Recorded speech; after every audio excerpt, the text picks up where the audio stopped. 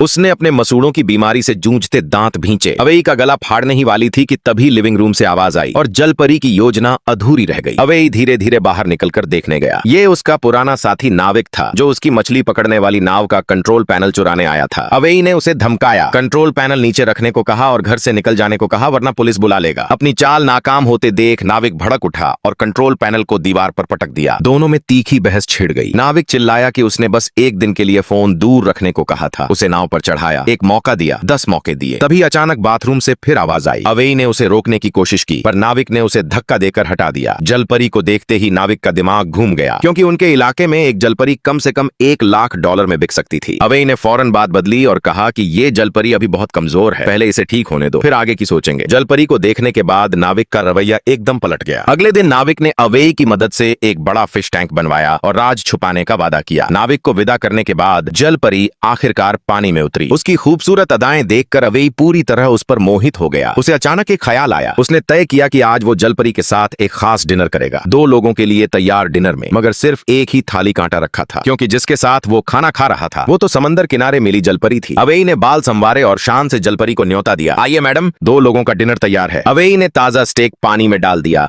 और खुद ही अपनी कहानी सुनाने लगा। उसे नहीं पता था कि इस वक्त जलपरी गुस्से से उसे घूर रही है। तभी बाहर दरवाजे पर दस्तक हुई। अवेई ने दरवाजा खोला तो सामने एक बेहद खूबसूरत औरत खड़ी थी। अवेई की जिंदगी में देखी सबसे हसीन औरत। औरत ने कहा, हम एक दूसरे को जानते हैं, तुमने ही तो समंदर किनारे मेरी जान बचाई थी। ये सुनते ही अवेई भागकर टैंक के पास गया और सच में अंदर की जलपरी गायब थी। औरत अवेई के सामने आई, धीरे से अपनी ऑक्सीजन ट्यूब निकाली, फिर अपना हाथ अपने जले हुए चेहरे के आधे हिस्से पर रखा, आंखें बंद की और अवेई पर जादू सा कर दिया। जैसे जैसे उसका हाथ हटता गया अवेई के चेहरे का दाग चमत्कारिक ढंग से गायब होता गया। औरत ने खुद आगे बढ़कर अवेई को चूम लिया। आगे की बात यहाँ नहीं बताई जा सकती, बस इतना कहूंगा कि वो रात बेहद खास रही। इसके बाद अवेई ने औरत को अपनी जवानी के दिनों की मछली पकड़ने की शानदार कहानियां सुनाई और खुद को समंदर का बादशाह बताया। लेकिन ये सुकून के दिन ज्यादा दिन नहीं टिके। उसी रात नाविक अपने साथ कुछ लोगों को लेकर अवेई के घर के सामने आ पहुंचा। अवेई ने औरत को कमरे में रुकने को कहा और खुद बाहर देखने निकला। उसे अभी भी नहीं पता था कि उसके चेहरे पर अब भी वो दाग मौजूद है। लोगों को पता चल गया था कि उसके घर में एक जलपरी छुपी है, इसलिए वो उसे सौंपने आए थे। अवेई ने नजर उठाई तो देखा वही नाविक जिसने राज छुपाने का वादा किया था भीड़ में खड़ा था। अवेई ने कहा कि वो कुर्सियां लेने जा रहा है पर बाहर आया तो हाथ में बंदूक थी। भीड़ में से किसी ने उसे शांत रहने को कहा, बंदूक नीचे रखकर बैठकर बात करने को कहा। तभी उस गद्दार नाविक ने कहा, आराम से, मेरा नाम शार्को है, मैं समंदर का राजा हूँ, कोई मुझे यहाँ से नहीं ले जा सकता। अवेई को कोई नुकसानदेह